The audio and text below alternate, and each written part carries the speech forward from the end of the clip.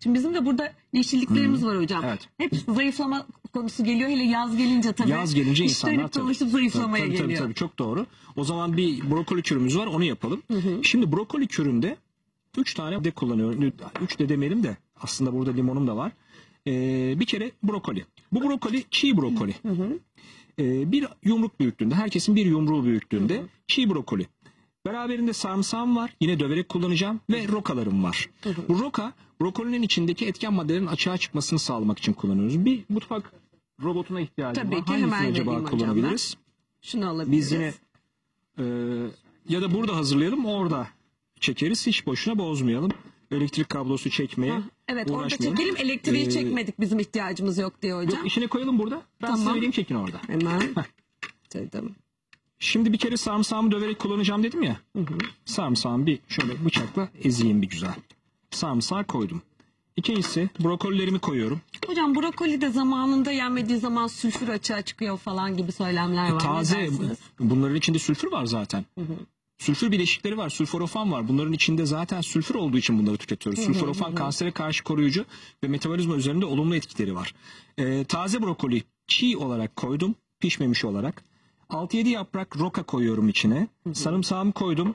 Limon suyu, bir limonun suyunu koyuyorum. Tam bir limon. Ve bir de ve bir de ne dedik? Kabukları. Limonun kabukları çok kıymetli dedik. Harika. Limonun kabuklarını da rendeledik, koyuyoruz. Şimdi bunu çekeceğiz. Ay, ne güzel Size bir teslim tadı. ediyorum. Eminim tadı da lezzetli olacak. Çok güzel olacak. Özellikle erkekler evde brokoli pişsin istemez hiç. Kötü kokar. Dolayısıyla onlara da çok rahat yedirebilirsiniz. Bunun çeşitli yeme yöntemleri var. Bir, mutfak robotunda çektikten sonra bir yaklaşık olarak bir 20-30 dakika bekletmek gerekiyor. Niye? Onun fermente olabilmesi gerekiyor. İçindeki sülforofan bileşiklerin açığa çıkması için. Bu sülforofan dediğimiz maddeler vücudumuz için son derece sağlıklı. Kanserden koruyucu maddeler ve bunlar olmadan biz aslında sağlıklı yaşayamıyoruz. Bunlar sadece brokolide değil, Brüksel lahanasında, karnabaharda, lahanagillerin hepsinde sülforofan bileşikleri var. En kuvvetlisi brokolide ama. Brokoliyi pişirdiğiniz zaman sülforofan kalmıyor. Brokoliyi buharda pişirdiğiniz zaman sülforofan azalıyor. Ama çiğ tükettiğinizde bol bol sülforofan var. Bu bileşikleri alabilmek için çiğ tüketmek gerek. Ne yaptık? Rondoda çektik. Şimdilik bir kaseye koyuyor. Onu 20-30 dakika bekleteceğiz ağzı kapalı olarak. Ondan sonra nasıl yiyeyim? İster kaşık kaşık yiyin. Ve ne kadar aralıkla yiyelim hocam? Haftada 3-4 gün en azından öğününüzde bu olsun tavsiye ederim.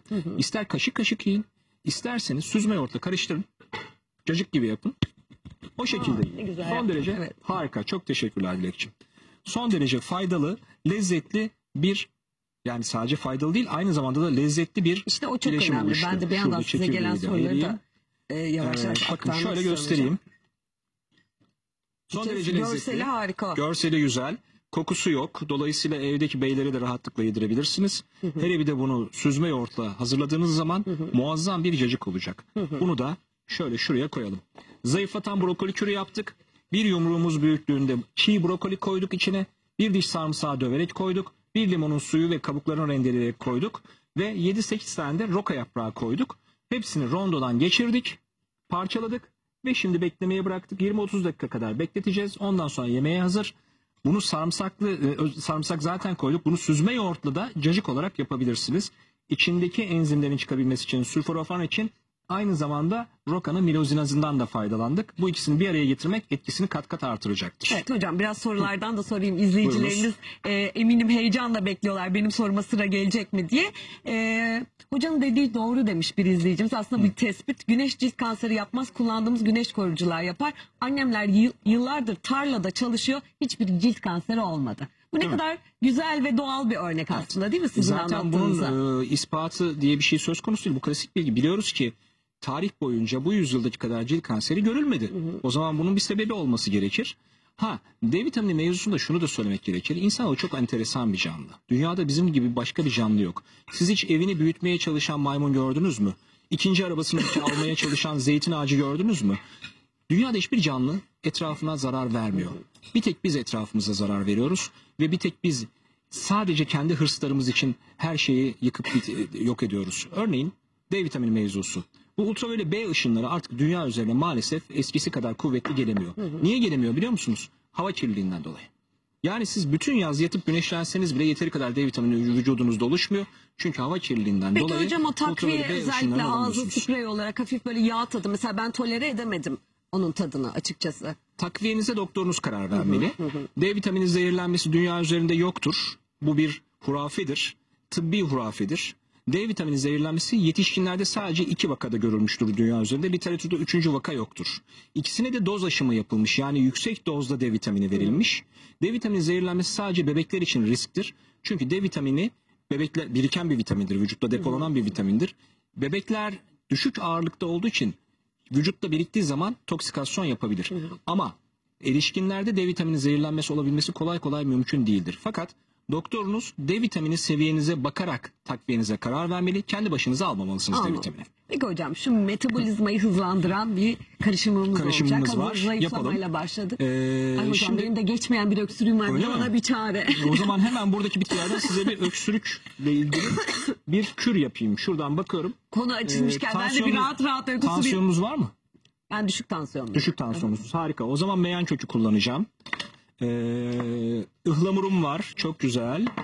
Ada çayı burada yok ama sadece masanın üzerindekileri kullanıyorum. Yeşil çayım var. O da güzel. Şimdi size bir sıcak suyumuz da varsa şu preste şöyle güzel bir öksürük kürü yapalım. Harika. Yeşil çay koyuyorum. 1 tatlı kaşığı kadar. Teşekkür Bir ederim. de baskılamaya çalıştıkça Daha çok değil mi? daha da kötü oluyor. Tabii Evet. canlı yayında sevgili izleyicilerimizi rahatsız etmemek için de Aman yok, öksürmemeye hastalık çalışıyorum. başka. Doktor ayağınıza geldi. Vallahi tam öyle oldu. Ihlamurun çiçeklerini seçerek koyuyorum mümkün olduğu kadar. Çiçeklerinde çok daha yoğun Şu etken an madde tam var çünkü. ıhlamur ağaçlarının Açtığı dönem. Evet. devamlı siz getiriyorsunuz. Ben ıhlamur ağacından ıhlamur topluyorum hep bu mevsimleri. Öğrenciyken bahçemizde 2 tane ıhlamur ağacımız vardı. Ve benim görevim o ıhlamurları toplamaktı. Ve ben yıllarca o ıhlamur polenlerini öksüre öksüre hapşıra hapşıra çiçeklerini topladım ağaç üzerinde. Sonra öğrendim ki meğer ıhlamur ağacı o ıhlamurlar toplanırken o ince dallar kesilerek kırılarak toplanırmış. Önce bu ağaca zarar vermez mi diye düşündüm. Sonra ziraat mühendisi arkadaşlarım dedi ki hayır zarar vermediği gibi bir de buduyorsunuz, ağacı seyreltiyorsunuz. Ertesi sene daha çok ıhlamur Ay bir veriyor dakika dedi. hocam şimdi annem çok fazla ıhlamur toplayıp eve getirdi. Benim öksürük ondan olmasın. Polenlere karşı alerjiniz olabilir, mümkündür. Yani meğer ben yıllarca ağaç tepelerinde ıhlamur toplarken öğrenciyken boşuna eziyet çekiyormuşum, bilmiyormuşuz biz onu. Meyan kökü koydum 1 çubuk. Niye tansiyonunuz var mı diye sordum. Meyan kökü bizim memleketimizin en kıymetli bitkilerinden bir tanesidir. Ama aynı zamanda ilaç etkileşimleri ve yan etkileri de çok fazladır. Öyle mi? Meyan kökü tansiyonu tetikleyebilir, yüksek tansiyona sebebiyet verebilir ve kullanılan kalp ilaçları tansiyon ilaçlarıyla ve idrar söktürücü ilaçlarla etkileşime girebilir. Dolayısıyla meyan kökünü kürlerde kullanırken doktor tavsiyesine kulak veriniz. Kalp damar hastası olanlar, yüksek tansiyon hastası olanlar meyan kökü kullanmamalı. Ama sizin tam tersine düşük tansiyonunuz olduğu için meyan kökü sizin için faydalı. 1 çubuk, şöyle 1 parmak uzunluğunda 1 çubuk koyuyorum. Çiçek ıhlamur koydum ve yeşil çay koydum. Şimdi kaynar suyum burada. Hocam burada yeşil çayın nasıl bir görevi var? Yeşil çay biz çok yeşil güçlü çay- antioksidan. Ha, Çok güçlü antioksidan. İçinde kateşinler adını verdiğimiz hem kansere karşı koruyucu hem de kalp damar sağlığı için faydalı maddeler içeriyor. Ama yeşil çay da yine aynı şekilde yüksek dozda kafein içerir. Kafein. Yeşil çayın içindeki kafein kahvenin 4 ile 6 katıdır. Aa hocam buna şöyle bir örnek verebilirim. Mesela geçen gün arkadaşım dedi ki ya Nifar çok enteresan. Bana dedi kahve bir şey yapmıyor. Yani gece saat kaç olursa olsun o kahveyi tükettiğimde bir şey yap. Ne zaman yeşil çay içip yatsam hayatta Uyku kaçıyor. uyuyamıyorum dedi. Tabii. Çünkü kahvenin içindekinden 4 ila 6 kat daha fazla yeşil çayda kafein var. Dolayısıyla yeşil çay da tansiyonu yükseltebilir ve çarpıntı yapabilir. Dikkat etmek gerekir ona. Onun haricinde siz zaten düşük tansiyonlu bir insan olduğunuz için bu karışımda hiçbir beis yok. Ihlamur koyduk, yeşil çay koyduk ve meyan kökü koyduk. Evet olsaydı ada çayı da ekleyecektik. Olsaydı ada çayı ve hatta şu anda burada olmadığı için koyamadık ama kök zencefil öksürük için son derece faydalıdır. Yani bunların hepsini de kullanabilirsiniz. Bir yaklaşık olarak 5 ila 10 dakika arası demlenmeye bırakacağız. Ilayacak. Çok sıcak içmenizi tavsiye etmiyorum. Yani benden sonra programın 2. bölümünde bu çayı içerek devam edebilirsiniz. Vallahi duacı olacağım size ikinci Şifa bölümde olsun. tekrar. Bu da Amin bizim hocam, öksürük çok çayımız teşekkür ederim. oldu. Peki soğuduktan sonra bal ekleyebilir miyiz? Bal ve çayın karışımına ne Ekleyebilirsiniz dersiniz? ama balı sıcak eklememek gerekir bir. Bal şifadır ama üretilen balların maalesef bugün dünyada %95'i neredeyse artık arılar tarafından üretilmiyor. Şeker şurubu bayağı. Maalesef. Dolayısıyla doğru bir bal tükettiğinizden emin olun. Hiçbir zaman günde 1 tatlı kaşığından fazla bal tüketmeyin. Bir dakika, Ve ölçek 1 tatlı kaşığı mı bir hocam? tatlı kaşığı yeterlidir erişim bir insan için. Ve balın şeker içeriği de olduğunu unutmayın. Dolayısıyla glisemik indeksini düşürmek için balı her zaman geleneksel usulde, yani tereyağıyla, kaymakla tüketin. Yanında yağ olsun. Az önce pilavda konuştuğumuz gibi. Her zaman yağ veriyorum size. Şifa olsun. Abi, zor bir yayın bugün beni bekliyor. Dolayısıyla pekmezi de aynı şekilde tavsiye ediyorum size. Pekmezi de bol bol tahinle tüketin. Geleneksel tüketim öyledir zaten, değil mi? Tahin susam yağıdır ve glisemik indeksini düşürür pekmezin. Peki, Ve tahinle- son derece faydalıdır. Tahinle ilgili şöyle söylemler var hocam. Özellikle böyle ağır metal içerdiğinden şüphelendiğimiz, işte balık olabilir. Sonrasında mutlaka bir kaşık tahin yiyin. Ağır metalleri nötralize eder. Yani en azından vücuda zarar vermesine önler diyelim. Tahin güç detoks yapan bir maddedir. Çünkü içinde glutatyon adını verdiğimiz bir madde bulundurur. Bu glutatyon aynı zamanda avokado ve bamyada da vardır. Glutatyon bizim vücudumuzda karaciğerde üretilen en önemli detoks molekülüdür. Toksinleri bağlayıp atmaya yardımcı olur. Tahinde de bu madde olduğu için gerçekten tahin toksinleri bağlayıp atmaya yardımcıdır. Aynı zamanda tahin kan şekerini düşürür. Şeker düşürmekte de son derece etkilidir. Fakat tahin pekmez değil. Tahin düşürür. Onun için o vurgulamayı yapmak gerek.